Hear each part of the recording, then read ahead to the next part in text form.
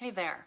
Okay, I think I've got my headphones hooked up and I am here today to talk to you about what I think is a really universal problem. And it's this feeling of knowing what we need to do to take care of ourselves, knowing what we should do, and just finding ourselves unable to do it. So the problem of not being able to prioritize our self-care, to do the things that we know that we should do, to stop the scroll on our phones, to turn off the news or the Netflix and go to sleep, to move our bodies, to meditate. We all really, I think, have a good sense of the things that we know that we should do to take care of ourselves. Like those lists circulate, we see those, right? And yet many of us are finding ourselves struggling with being able to do that. So I'm here to talk to you today about why that is, why I see that that is, and what we can do about it. So I want to introduce myself. I am Stephanie Dickerson, and I'm a mama to 3 small children. I'm an Ayurvedic practitioner and a motherhood coach. And I lead women in learning how to care for themselves really deeply, their bodies, their hearts, their own well-being.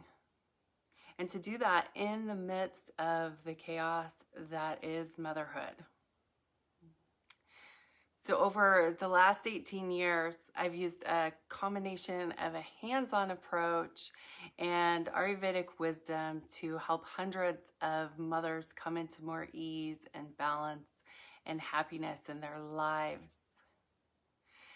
And throughout that time, I noticed that many of the women who came to me, especially this is during the first decade in my profession, many of the women who came to me were mothers who were just starting to prioritize caring for themselves. And they were coming to me to better learn how to do that through yoga, Ayurveda, meditation, massage. And the thing that really stood out to me then, and I better understand now, but what really stood out to me then was that these women's kids were often grown, nearly grown, or even had kids of their own. So these women had spent 10 or 20, even 30 years not taking care of themselves, living their own life and putting their own well-being on the back burner, even as they took amazing care of their families. So a lot of times these women were really depressed and depleted, anxious, exhausted, often not connected to their passion and to their purpose. And a lot of times dealing with really long-standing health issues, digestive issues, autoimmune challenges, interpersonal conflict or challenges with their kids or in their marriages. And that's why I've really made it my mission to reach women while their children are still young, so that they know that they can take great care of themselves and take great care of their families. And the thing that I understand better now, since I've become a mom, is that becoming a mother is stressful. And there's a lack of support in our society and resources, depletion and exhaustion. And now our stress level is exponentially growing. And that's why I want to talk to you today about this important problem of why is it that it's so hard for us to prioritize our self-care and what can we do about it. So I'm going to talk about 3 reasons. You know, these aren't the only 3 reasons, but they're 3 reasons why it can be hard to slow down, to sit still, and to do what we know we need to do, to really be with ourselves in the way that we need to be to care for ourselves, to do our self-care practices. So the first reason why it can be hard for us to slow down, drop in, and take care of ourselves is that every fiber of our being, literally every cell in our body, is telling us not to do that, right? It's telling us to keep our guard up and to keep that what we need to do to stay safe is to keep relying on the coping strategies of fight, flight, freeze, or fawn. So the reason why it is so hard to sit down to meditate or to do our yoga practice or to move our bodies, it's literally because every fiber in our being is telling us not to do that, to keep our guard up, to keep grasping for control, to keep fighting off whatever we are sensing is coming at us or reaching at it for us, to keep moving, be a moving target, so keep busy, or to numb, or to like slow down, to freeze, or to just really, really try to just get it all right. That feeling of just like, if I could just get everything perfect, then it would be okay. So every fiber in our being is pushing us to keep with these coping strategies that have ensured our survival up until this point. So recognizing that, I feel that has a two-part benefit. The first is that we recognize what we're up against. We no longer have to see it as that we have this kind of like moral failing of being able to do what we think we should. We can relate to ourselves with a lot more compassion and understanding.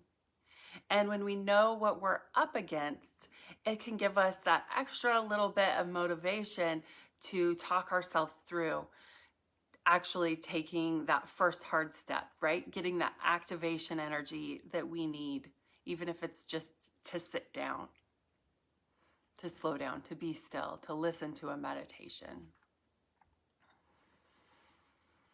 And when we're able to see this, to see this truth of this physiological response, we can stop with the self-criticism, the self-judgment, with beating ourselves up. And in releasing that sort of self-flagellation, there's a sense of lightness and of ease that can come in, that we can drop more deeply into ourselves. Does that make sense? So the first reason why it is so hard to slow down and do what we need to do to take care of ourselves is that literally every fiber of our being is resisting it, is telling us to keep our guard up. The solution to that is to recognize it. Recognize that's what we're up against, and we'll be better equipped to move through that and to drop through and into ourselves. We can drop the self-flagellation, the beating ourselves up and giving ourselves a hard time, and respond with more compassion and love. The second reason that it can be so hard to slow down and do what we need to do, what we want to do to take care of ourselves, is that we can be afraid of what we might find there. If we were to sit still, if we were to really be with ourselves in the way that we need to be to meditate, to do our yoga, even just to exercise alone, right? A lot of our ways of getting around this resistance that we have of like going to a yoga class or exercising socially have been taken away from us. We're not participating in that way right now, and you might find that you can engage with the live things on the internet, when you're feeling good, but a lot of times when you're not feeling great, then you feel the same thing. What I'm talking about is a fear of what you might find when you drop into yourself. A lot of us know that we have a backlog of old stored negative emotions, of things that we've been brushing under the rug, of grief and of sadness. And we feel afraid that if we were to let ourselves feel that, it would become overwhelming. Afraid that if we started crying, we would never stop. That if we let ourselves feel the depth of our depression, that it would overwhelm us, that it would pin us down, take us out, that we wouldn't be able to get up again. So the solution for that, for being afraid of what we might find if we slow down, is to take a step back and meet ourselves exactly where we're at. So we can recognize that resistance. And once we've taken off that self-criticism and that self-judgment, it can sound something a bit more like, gee, part of me wants to do my yoga and I'm not doing it. What is that? What is that? Resistance. I feel a big knot of resistance. Well, that's okay. I know I should do yoga and I'm not doing it. Okay. When we acknowledge and we allow what is, we can, it releases. It's like magic.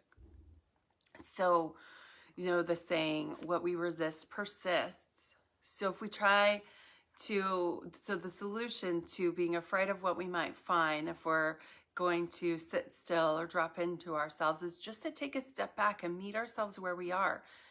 What I think we often think is that to acknowledge and allow to work, that we have to already get in there to those uncomfortable emotions. But we don't. We can start right exactly where we are. I didn't get up to do my meditation again.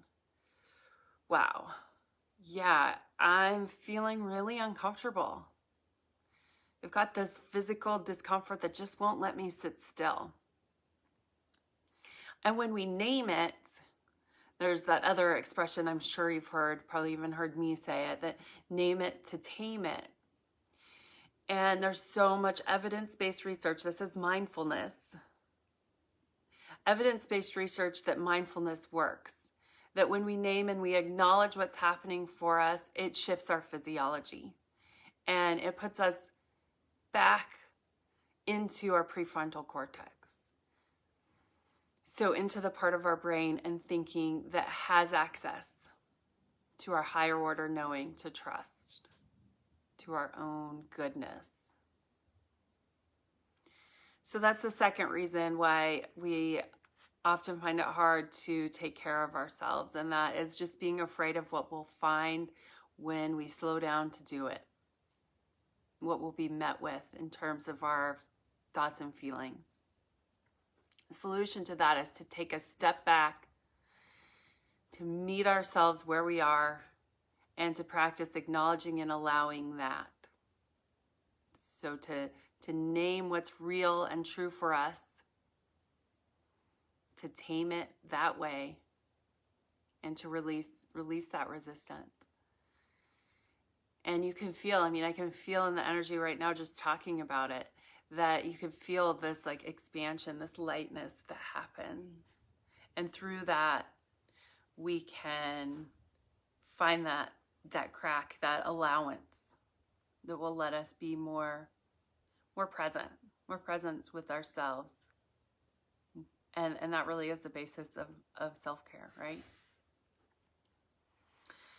So the third reason that I'm going to talk to you about today is that for not doing what we think we should, what we know we should, and then even more, I don't think I've said this so much yet, that we know works, right? We know we feel better when we do these things, when we eat right, when we move our bodies, when we do our yoga, when we meditate, when we drink the water. We know we feel better, and still we're not doing it. And what gives? That's what we're talking about. So I've given you the first two. And the third reason why we still don't do it, or we don't do it consistently, is that we don't actually have the support that we need to work through the layers of our own coping strategies, of the old stored negative emotions, the emotional burdens that we're carrying around, our limiting beliefs. It takes guidance and reflection, in my experience, to be able to see those, to be able to really accurately name and work through those, I guess I want to just say beliefs, or these habitual ways of being that keep us flipping back into number one, right? Back into panic or into survival mode. So the thoughts that we're thinking, the neural pathways that we have been indulging with our coping strategies for so long. So the third reason is that we don't actually have the support that we need. And the biggest lesson that I have learned since becoming a mother is that we are not meant to go this journey alone, without guidance and without reflection and without an objective, skillful, loving, trained other who has been where we are and can hold our hand and walk us through what we need to walk through, what we need to let go of to step into the fullness of who we are. So that can be a guide, it can be a mentor, it can be a coach, it can be a really good therapist. But I do believe that is a very important aspect. And when we don't have that support, when we don't actually have the support that we need, I think that part of the reason why it's hard for us to sit down and take care of ourselves and start opening this, like, if you think of it as like a Pandora's box, is because we need the support to be able to deal with what we find there. So it's not so much that we're going to be swept away, like we were talking about in number 2, but that we're just not having the skills and the tools, and more importantly, the help that we need to get through it in an effective way, to minimize like the mess, if you think of this as like cleaning out a closet, to help us move through it in a timely fashion. So the solution for that might be obvious, but it's to be open to finding, receiving support, and to investing in a mentor, in a guide, in a coach, and in somebody that you can relate to directly, that will hold the space for you, and maybe more importantly, or not more importantly, but equally importantly, hold you accountable to do the work and to follow through and to work through what comes up for you as you move along and as life continues to throw its challenges, its curveballs, its uncertainty at you.